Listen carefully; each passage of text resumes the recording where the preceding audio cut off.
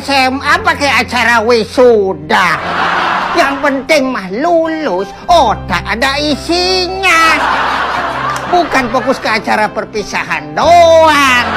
Perayaan mah boleh, tapi kalau orang tua kagak dablek duit, jatuhnya jadi pusing 7 benua. Belum lagi biaya sewa kebaya sama make up. Duit 1 juta mah langsung nguah. Kagak kasihan, orang tua nyari duit sampai ketek berair. Panas-panasan tenggorokan sampai kering kayak gurun Sahara. Bahasanya bukan banting tulang lagi, udah banting harga.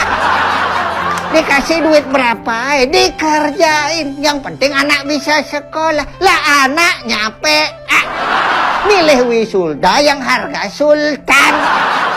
Ingat, kita mah orang susah. Makan aja masih nyari yang gratis es teh. Jadi jangan samain hidup kita sama cipung.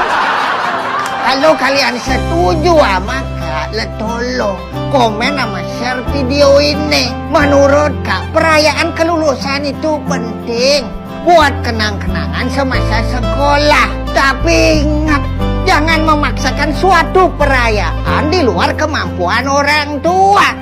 Kalau memaksakan berarti